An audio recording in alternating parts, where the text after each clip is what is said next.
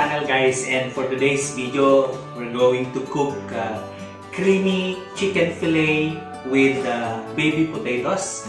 Okay, so ito naman yung ating ibang ingredients. So sa ating paggawa ng creamy chicken fillet with baby potatoes, we have ito mga breast meat ng chicken, and we have baby potatoes. We are going to boil later this one and other ingredients. So stay tuned as we cook our weekend recipe.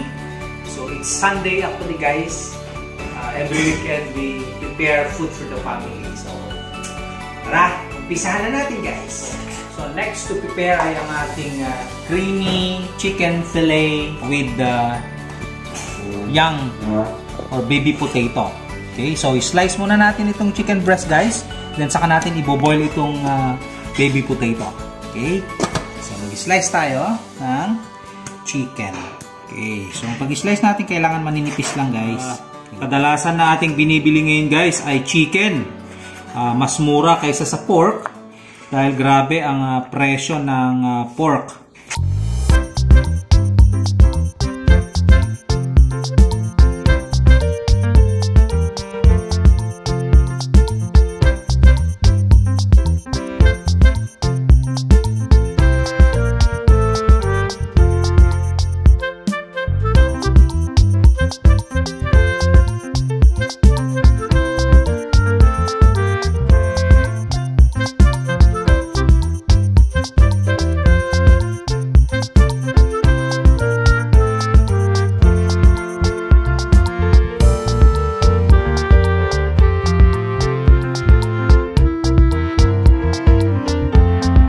Kailangan natin isipin yung mga paraan kung saan tayo makakatipid.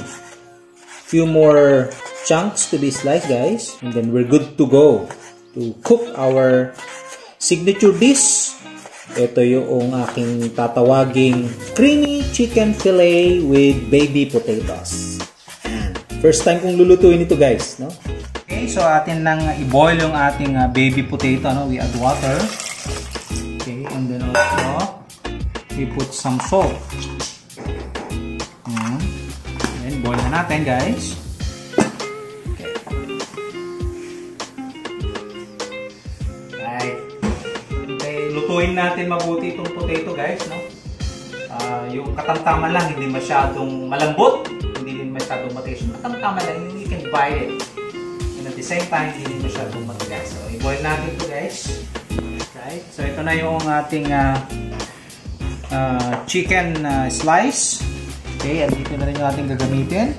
So we have garlic, onion, we have also this one, crema or all-purpose cream, and of course ang ating mga ibang seasonings. Ayan.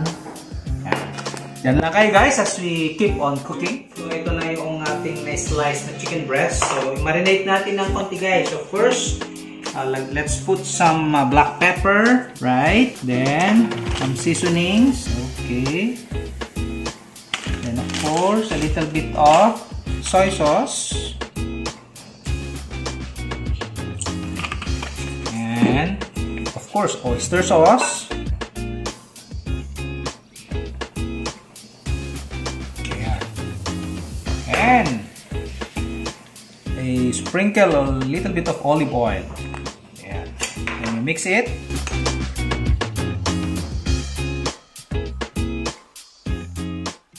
Yan, guys, so we leave it for 5 to 10 minutes before we cook it. Okay.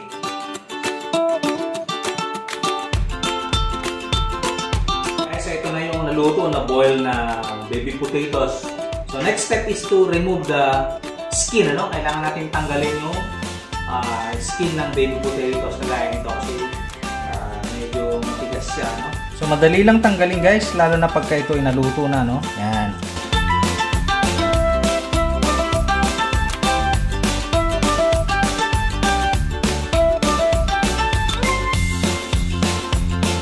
Guys, so we are ready to cook our creamy chicken fillet with the baby potatoes. Of course, gisa muna natin, we are going to use margarine, ano? Ayan. Instead of cooking oil, itong gagamitin natin para mas malinamnam, guys.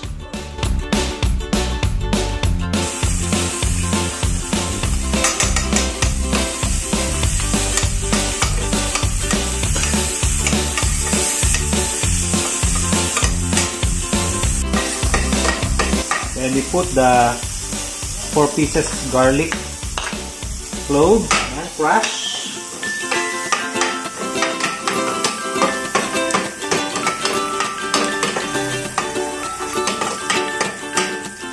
Hindi natin maging golden brown.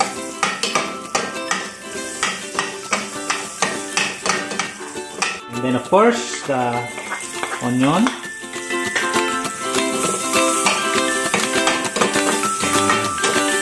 Oh guys. Then, yung ating marinade na chicken breast. Susunod na natin ilagay. So, ito na guys. Yan. Ilagay na natin.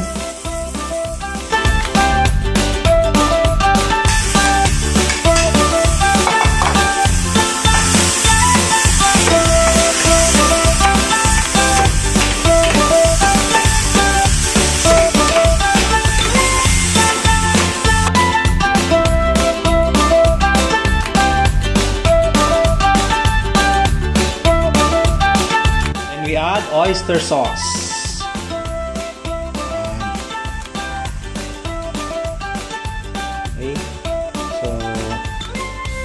Isang sikreto.